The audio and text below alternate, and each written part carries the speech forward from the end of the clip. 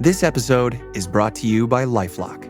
When you visit the doctor, you probably hand over your insurance, your ID, and contact details. It's just one of the many places that has your personal info. And if any of them accidentally expose it, you could be at risk for identity theft. LifeLock monitors millions of data points a second. If you become a victim, they'll fix it, guaranteed, or your money back. Save up to 40% your first year at lifelock.com/podcast. Terms apply.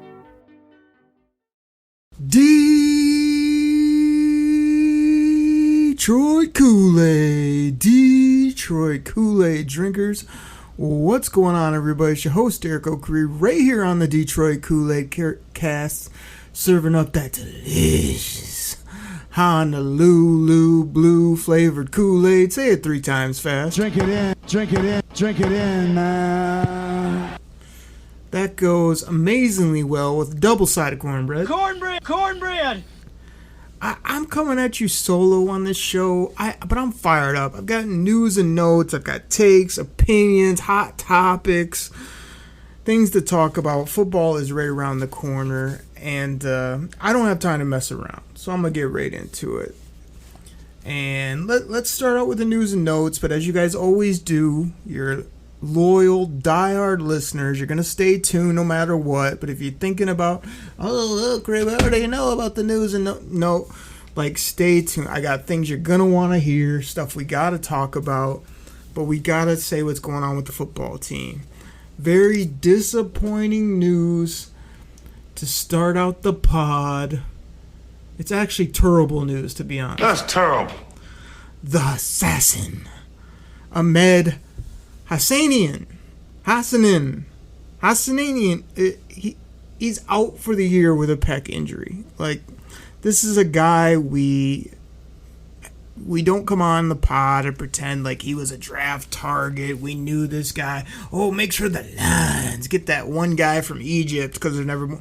No, we weren't like that. But once they took this kid, it was like he's got the best attitude. He'll run through a wall. Even tells Dan Freaky Campbell that he will perish for him on the football field. He says everything right, hard worker, heard some good things, saw some good things in preseason, not gonna lie. But the assassin is no more. Dan Campbell was a little bit, it's gonna be a while, it's gonna be a long while, but you pretty much know that this is a season ender. The thing that's so annoying with this, how many times have the Lions taken a top pick, a middle round pick, a late round sleeper that you wanted to see, had some upside, you were intrigued by, and their whole rookie year is ended before it even starts? I freaking swear this happens every year, every other year, twice a year.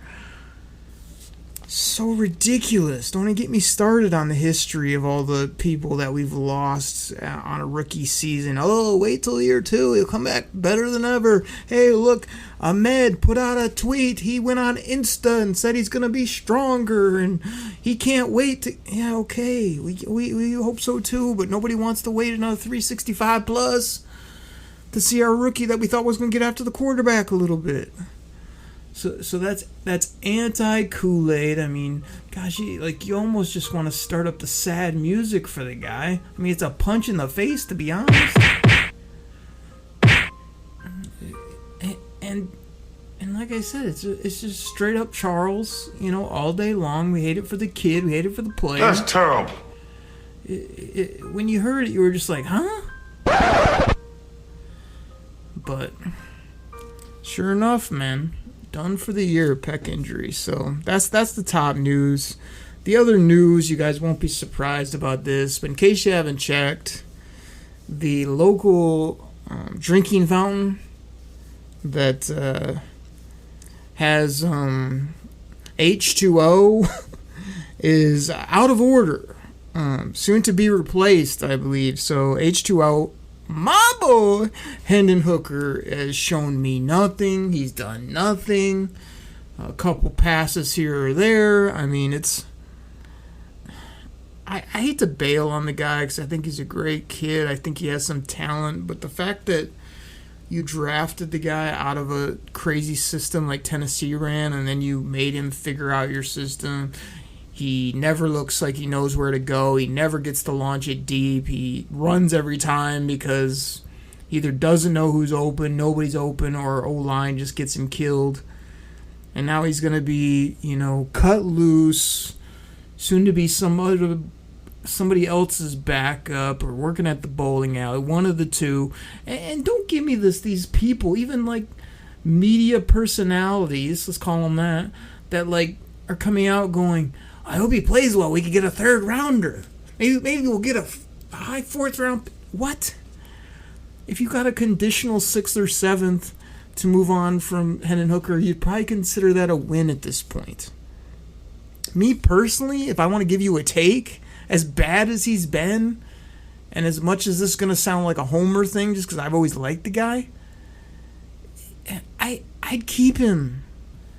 You can have 2 quarterbacks on game day and stash another one away. You can keep him on the roster and then, find a unique way, a delicate way, a creative way to get him either on IR or to your practice squad of some sort. But find a way, get sneaky and keep him around. Because I'm here to tell you, as much as all you folks out there, some of the Kool-Aid and non-Kool-Aid drinkers are like, this Allen guy is tremendous. We're set at backup. No, there's no good backup QBs. Very few teams, unless they drafted a top guy who flamed out, and then they have another good veteran, have 2 options, 1 that you've ever heard of or 2 that you think are viable.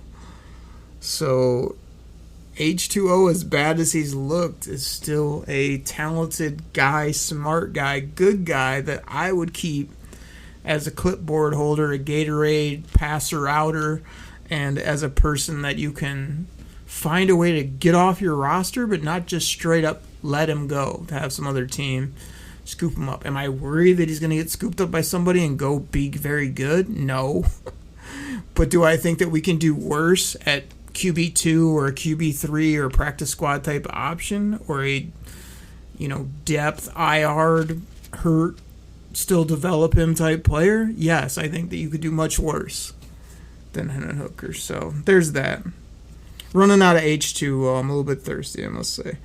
Let me talk about this guy. You guys know he's very popular on the show. He's the wait for it, multidimensional, positionless. This is usually where I tell you to wait for it.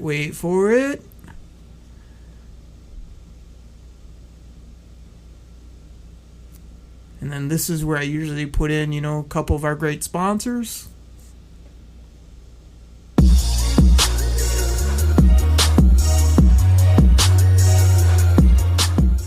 All right, everybody.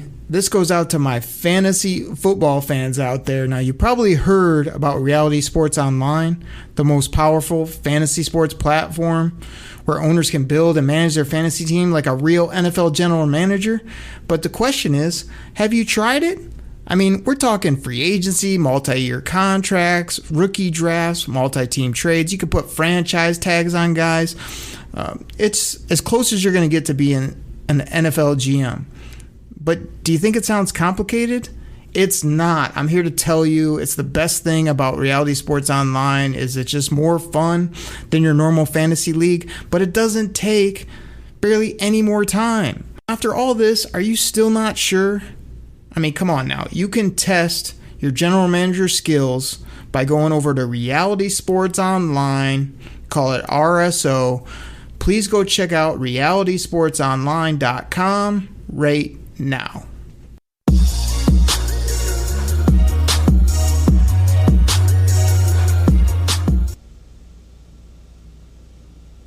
And then we come back from the sponsors and I say, wait for it.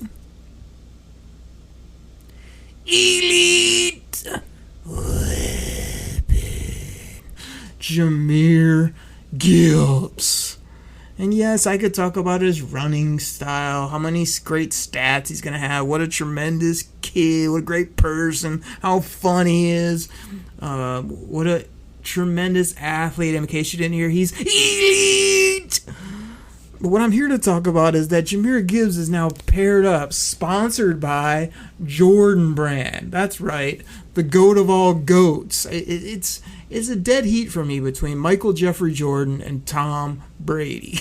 So, like, the fact that Jahmyr Gibbs is going to be rocking, like, the Jordan patent leathers in Honolulu blue, or the Jordan 4s, or maybe he's going to break out the 12s. You know what I mean? Like, he's going to have all these sweet kicks. Can I get Jahmyr Gibbs with, like, a Jordan sleeve or wristbands or something? Like, that's going to be so sweet. I can't even remember. He was rocking a pair the other day. They even showed him in a pair of White Krispies that were just, like, so sweet. So the dude already looks smooth, but now that he's going to be rocking that Jumpman, that Jordan Brand, all the classic sneaks, that's going to be incredible. And while we're on swag, let me get my boy J-Mo in here, because for years you guys have heard me say J-Mo would be so much better if he'd go back to what he looked like in Alabama.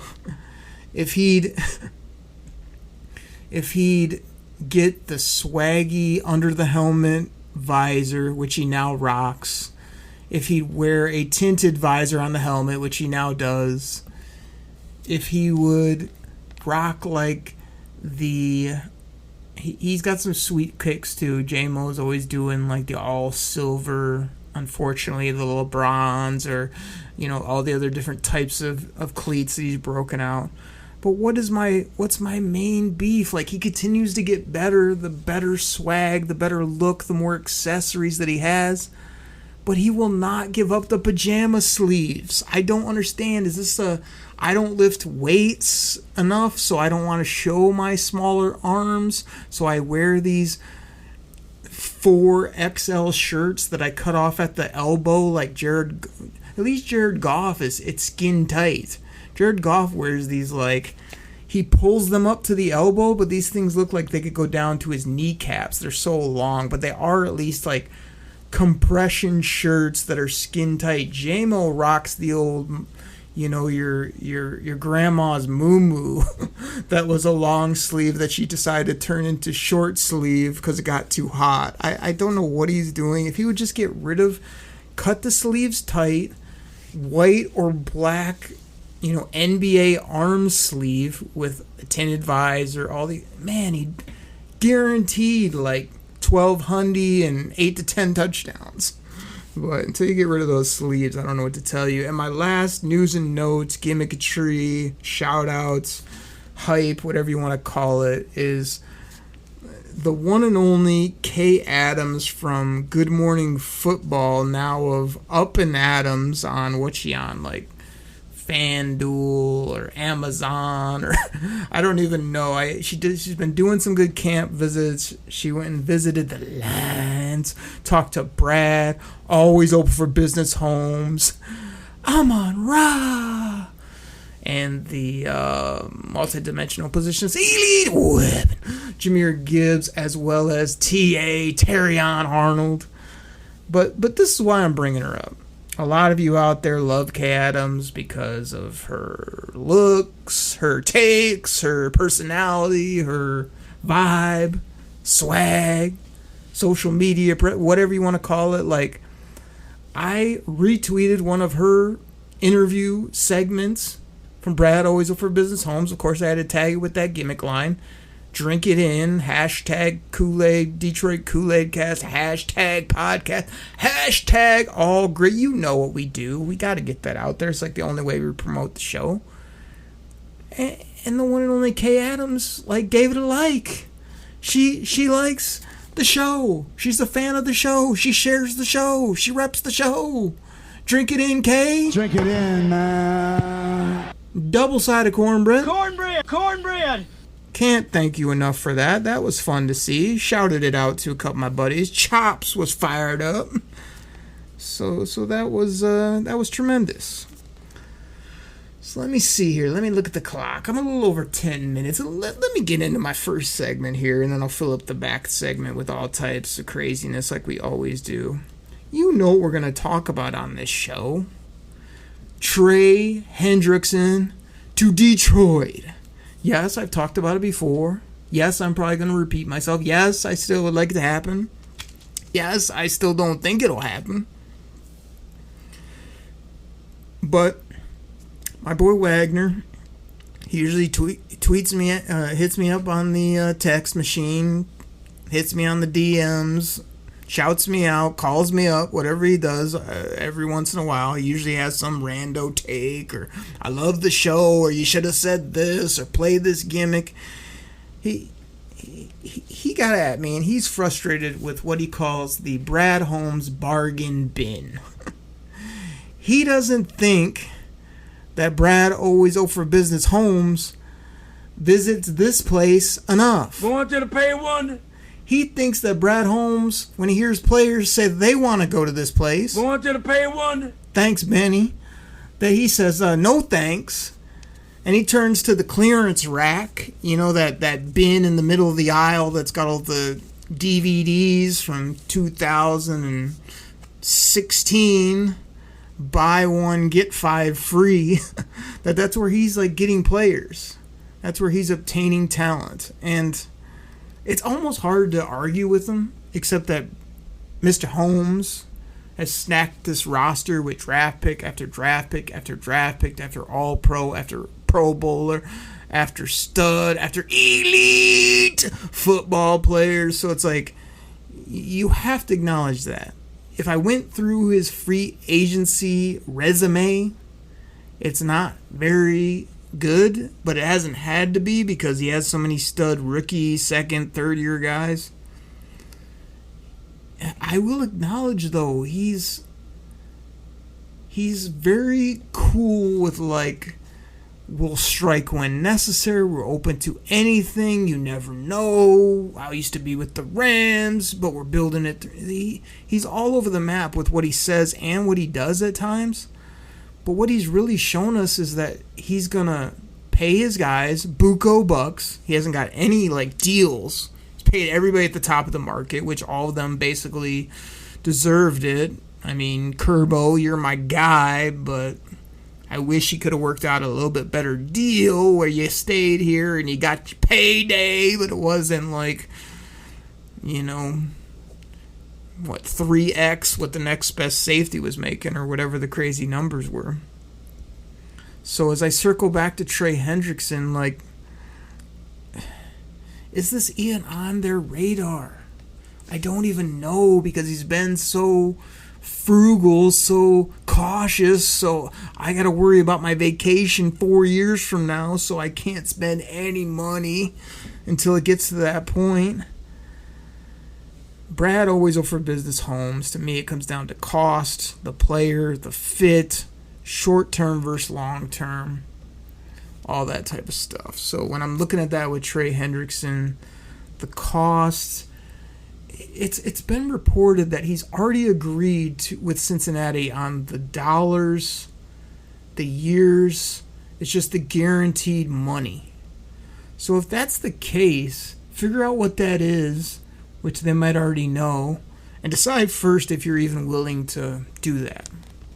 Because I'd be surprised that the guy at this point is going to take less years, less dough.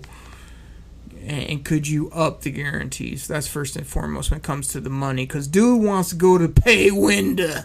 Want you to pay one? Damn right, Benny. That's where this guy wants to go. The thing is, Trey Hendrickson, I think, would also like to win football games. Woo! Hashtag choppy liking. Exactly, chop chop.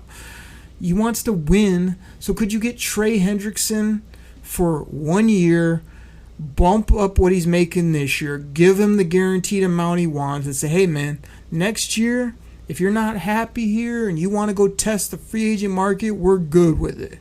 If you love it here after we win a Super Bowl and you want to re-up for another 2, 3, let's look at that and see if we can get that done. But I think Detroit is the place that he would consider playing on a 1-year up deal with fully guaranteed whatever you got to do. and because of the fit is so perfect with the player, the position, everything he brings to the table, even though he's a bit older. Like, I'm not opposed to giving him, like, right now, if we can work out a 3-year, $90 million, 60, 75 guaranteed, like, Yes, I would do that. From a contract player fit standpoint. Am I willing to give up my boy Brian Branch and a first round pick next year? No. Am I willing to give up Brian Branch and a first round pick for Micah Parsons? Maybe. I might get to him later.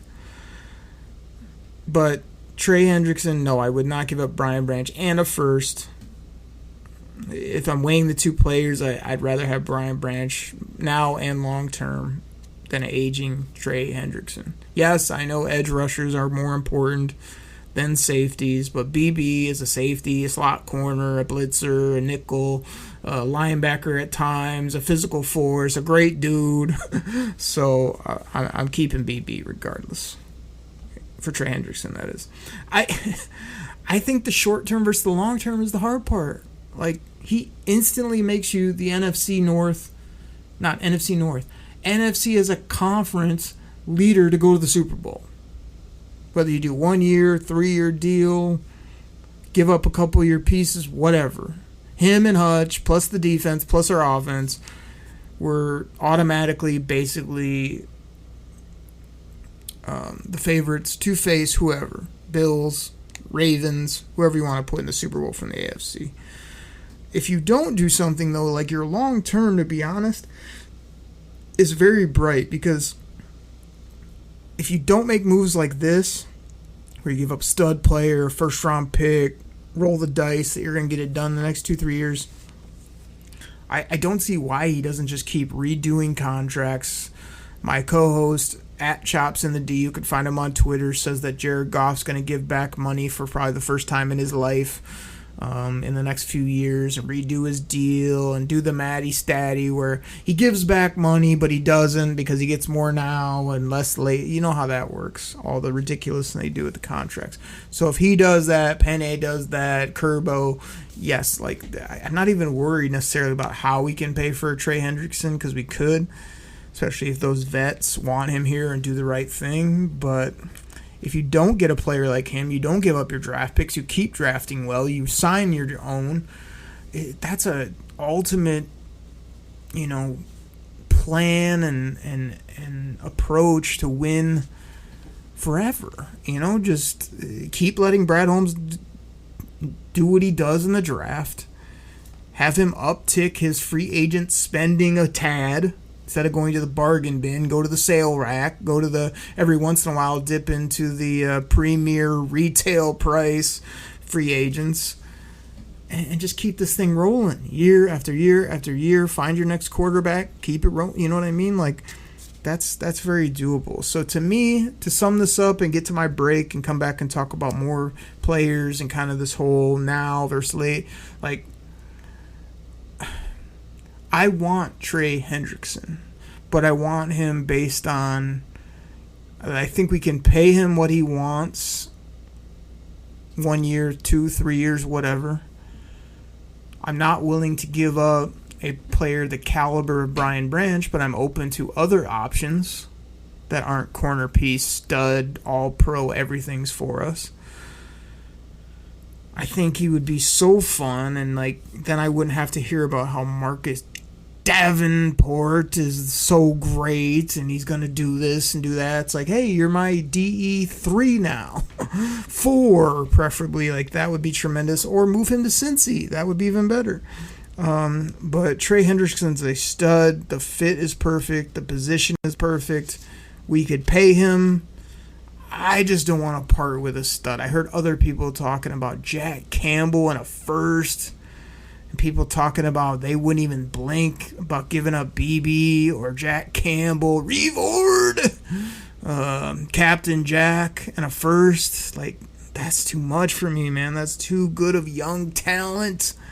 I see Jack Campbell coming into his own. I see him being a folk hero in this town with the way he plays and how he is as a person. So, want Trey Hendrickson, don't want to give up, willing to pay him, don't think it'll happen, wouldn't put it past Brad Holmes to sneakily, get this done and not give up a guy that you really care about. And even if you gave up a first next year, like, hey, Trey Hendrickson, damn sure worth a first right now, especially if you get him for 2, maybe even 3 years. Oh, hell yeah. Hold on.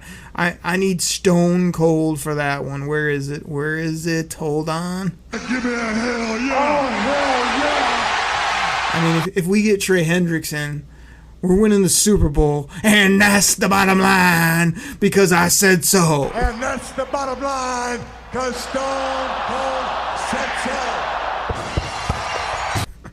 Everybody, let's get more of our great sponsors in. I need to take a quick breath because you know when I do the show solo, I don't take breaths unless I'm doing the Jameer Gibbs gimmick.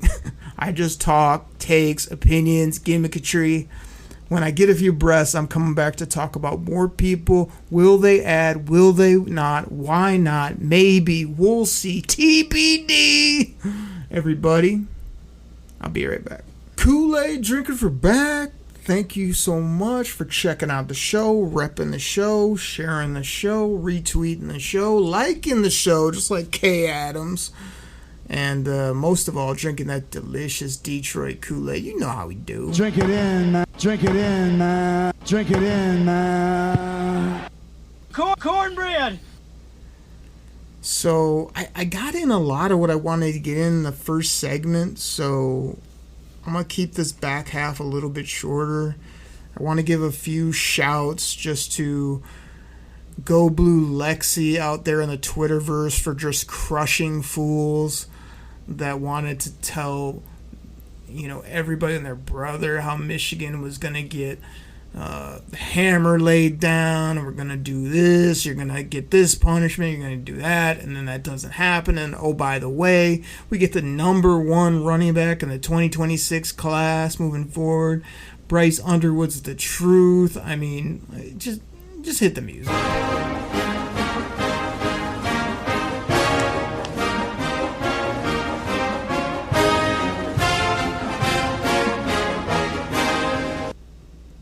Go Blue.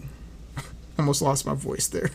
I shout out to Lexi. She's so funny. Do not come at her with some weak bool, because she will knock you on your ass and just take it to you in more ways than one, which I found tremendously funny and just lethal the way she gets after people. I also want to rep all my guys, my people in my fantasy football leagues. I basically have done all my drafts now. They're complete. I love all my teams. I'm sure I feel like they're all going to win, yet I know I'll probably walk away with, 1 or 2 trophies at the end of the day if I'm lucky. I love fantasy football. I appreciate all of you that pay on time, respect everyone, know football, have fun, and yeah, just compete. You know what I mean? It's if Brad Always Over Business Holmes is going to let me be his assistant GM, then the next closest thing I have is having 100 different fantasy leagues where I get to, build best ball, reality sports online. I mean, underdog fantasy, my fantasy league, sleeper teams on the sleeper, ESPN I got them all on every platform, and I absolutely love it. Some drafts I'm taking stud running backs heavy. Then other leagues I got to go wide receiver. Scott Fishbowl this year felt like a BPA draft to me, so I just tried to take the best player available at each spot. We've got other ones where, the best balls, you got to manipulate the roster. How many quarterbacks? It's so fun for a guy like me that just wishes I could just pick players, watch tape, be in the draft room, all that stuff we love. Putting a team together is tremendous. So shout out to everybody that have made those so fun and continue to hit me up with ridiculous trade offers and shout outs and tell me how much you love the leagues, because I love them too. It just gets a little exhausting being all-time, every year, all-day commissioner of 80 leagues as well. But shout out to everybody there. Thank you to all of you that have been hitting up the Kool-Aid hotline, 989-272-3484. You've been leaving voicemails, none of them of which were good enough to make the show, but were still funny and entertaining. You've been texting, which I try to get back to almost everybody as best I can. I mean, it's hard when the people and the people consist of the millions. It's hard to get back to everyone with the millions and millions getting at me and sending me stuff and Oakley, what about this, and tweeting me and DMs and just all over the map with that. And we all know how life goes. I'm busy, you're busy, everybody's busy, we get it. But it's been fun getting back to that, as well as me and Chops like sharing some different things, got some ideas out there, hopefully get Logan back on here shortly. I had a couple funny tweets with at Joey Sports Guy where I was making fun of his Bears. I was like, Joey, like, that is the worst jersey patch I've ever seen in my life. Did anybody see the Chicago Bears, the jersey patch they had? Like, took up the whole left shoulder of the jersey, and it was just a big orange football that you would make like in third grade art class. It had like 3 big Jumanji letters and font. But okay, it's about Virginia House. She was a wonderful... Yes, I get it. Great lady, sad that she's gone, all that. But get a good patch. If you want to respect her, get a patch that's about an eighth of the size of the one you put on that jersey and actually make it a creative, nice piece. It is 2025. But I was making fun of him like that, and Joey was like... all he could say was how much he loves Colston Loveland. I was like, of course, hashtag go blue. I mean, it is what it is. So anyway, I could do this all day, but what I want to get into here in the back half is I want to finish up one thing I said about Trey Hendrickson, and that's the fit. The more I hear Brad, always over Business Holmes, and Dan freaking Campbell talk about their team, their players, the development, what they use, what they look for. It's all about the fit and the grit, man. It's all about what are you made of? What kind of adversity have you gone through? What do you have to prove? How tough are you? So if you don't fit that, you're out right away. It doesn't matter how talented you are, what your stats are, how fast you run, how tall you are, how... what you did in college, what you did in the pros. You have to fit the grit. You have to fit the mentality. You have to be a person that can smoothly and effectively and positively get with this locker room from day one. So that's what it's really all about. And if we don't get that in our heads... Even me, when I'm doing drafts over the next couple years, and I'm saying this guy because he's topped my board, and every draft quote-unquote expert loves him, but I didn't watch any of his interviews, or I don't know what his personality is.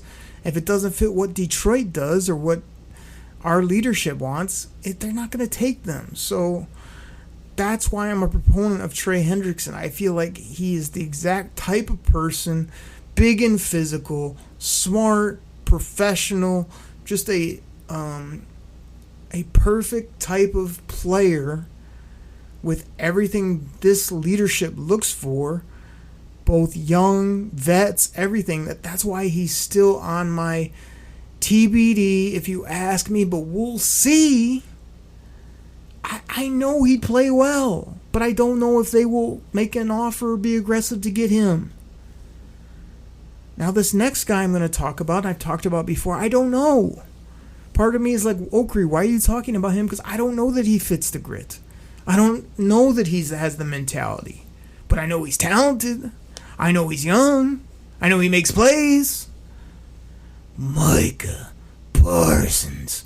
And some of you out there going, Oakley, why are you bringing him up again? I'm bringing him up because he's available. Quote unquote, maybe, possibly, surprisingly. I even heard reports today from reputable sources like, I don't know, Ian Rappaport, Shefty, hashtag go blue, by the way, to Shefty. Like, these guys are saying that they think a divorce is imminent. Even if he plays this year for the Cowboys, they see him getting traded next year. So if I put Trey Hendrickson in one hand and Micah Parsons in the other, Trey Hendrickson wins on all things personality, toughness, work ethic, grit, humble. You're just a normal, great dude. But the few things he misses on are Micah Parsons more talented. He's a good 3, 4, 5 years younger. He's more explosive. He's got better overall. I think Trey Hendrickson has more sacks, but every game that I watch, Micah Parsons wrecks the game. He's unblockable. You can move him all over the defense, on the outside edges, and he'll just blow up whoever he's going against. He'll go around them. He'll beat them with speed, power. He's got a good motor to get after things if he doesn't get his first way. Like, my problem with Micah Parsons is he's a kook. Micah Parsons is a guy that just, like, if everything's going well for him, the team is winning, he's getting sacks, they're using him effectively, he's a perfect teammate. If any of those are out of whack, he's cuckoo for Cocoa Puffs. He says weird things. He does weird things. At times, he sounds like a great human being. Other times, he seems just like a wacko. There was things coming out in the draft that were weird. He seems to not have done, or I haven't heard any of that. It's just bored, Ben. Micah Parsons talks a lot. He says what he feels, I'm sure, which a lot of times he shouldn't say. He has been a pretty good overall teammate, if you want to be honest. But we're to the point where he's sort of wearing thin, as well as what's he going to be in the future, especially when and if you pay him buco bucks. I don't know. That's a TBD if you ask me, but we'll see. I don't know if we'll see. I don't know if I want to see. I want him based on talent. If I'm playing Madden, give me Micah Parsons instead of Trey Hendrickson. Give me Micah Parsons and Aiden Hutchinson. And just unleash them, please. Unleash Hutch. Like, that's the type of movie that wins you multiple rings. That's the type of combo meal where everybody tries to tell you, but you can't pay too extra. If you can, and if you would, it would be those two. Those are the two type of edge rushers where you go to Jared Goff, you go to Penei Sewell, you go to Kerbo, you go to your other guys and say, hey, look, we're about to bring in this guy named Micah Parsons. We're going to have to give up a lot. We're going to have to pay him a ridiculous amount. But when he starts balling and getting 15, 20 sacks a season, like, you guys are going to have to not only take a cut, but you're going to be happy he's on our football team.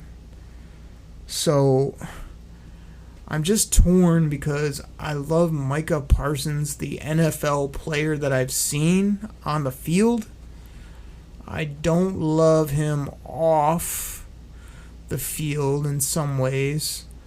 And I also don't know what he's going to be like once paid, except that when you come to Detroit right now, especially, we're going to be damn good for 2, 3, 4 seasons, no question.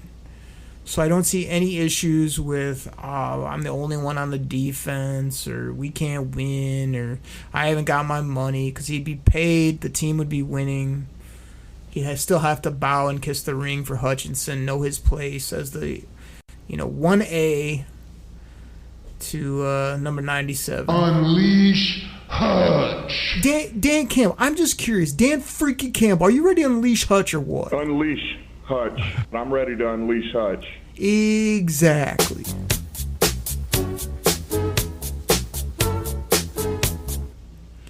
So when I talk again about Trey Hendrickson and Micah Parsons, what we're really talking about is fit, cost, and the never-ending debate about now versus later, about short-term versus long-term, about potential of what we could do versus what we are doing, or what we, you know what I mean? Like, it's anybody that tells you, I don't care about now, give up anything just to get one of those two players, is not acknowledging the fact that you get either of those two players and they could break their leg game 2, you'd pay them $30 million, you'd get nothing, you'd win nothing, and you'd be right back. You wouldn't even be back where you started. You'd be negative, 4 or 5 steps where you were based on making a move and having a big injury or having it not work out. So these people that think if you don't do it, you're crazy, because if you did it, you'd get X. You might be the favorite. You might be, in a nice, better spot, but nothing's guaranteed. That's first and foremost. Now, is that me saying don't do anything and play it safe all the time and just sit back and hope every guy you draft turns into an all-pro and sign everybody and you're going to do it? Not necessarily, but I just know that making the big splash doesn't guarantee you anything, just like him rolling with this current approach that has won us 12 plus football games for 3 seasons, 2 division titles, a trip to the NFC Championship game, which we should have won. Should have freaking won, by the way. And a chance to go to the Super Bowl this year, next year, the year after, without even making a move. Yeah, this is a great plan. That's worked very, very well. So am I against like not getting either of these 2 players, seeing how this season goes? Like, I think I told either Wagner or a few of my other friends who hit me up, I was like, next year might be the year, especially based on all these crazy injuries that have already happened. It's like, get healthy, another draft class. You really only have to take care of Hutchinson. BB can wait. Gibbs can probably wait. You know, you got some franchise, some other things you can do. JMO, you know, you can keep him. He's here, with the,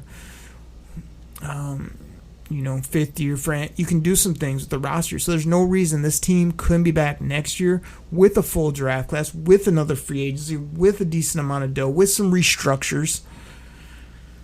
So as much as I'm saying this year we're going to win the Super Bowl, which I think we are, if we did fall short or if we didn't go for it, like 2026 feels like a beautiful year where all the big dogs are rolling, cleared out some of the older cats, added some more young ballers, paid a few people, and let's do this without a bunch of stupid injuries in training camp. So everybody, I can see both sides. I'm very anxious where I want to go for it now, but my brain tells me that unless you can get Trey Hendrickson for this year and pay him, it doesn't make sense. SENSE. Micah Parsons, if you gave up a first and a talented defensive player that wasn't named my boy Brian Branch or Jack Campbell, I'd consider it because he's younger, he's more dynamic, and he'd love it here because we win and his pockets would be full.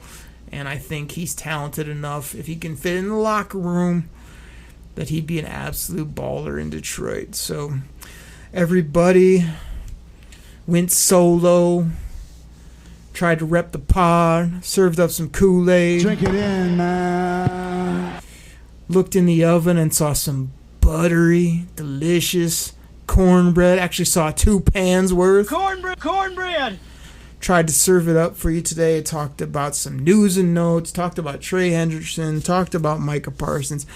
Are we going to win the Super Bowl now or later or both? I think we can do it, staying pat, or maybe we go in those pockets, 40, 50 million that we got sitting there and go for it right now.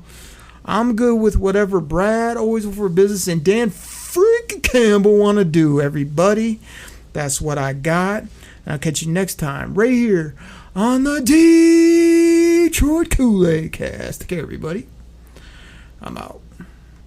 Oh, baby. What, right? I love the Lions. Say it with me. I love the Lions. Oh, baby. Pack the bag. Start the plane. This game is over. It is over. What a comeback by the Lions. Drink it in.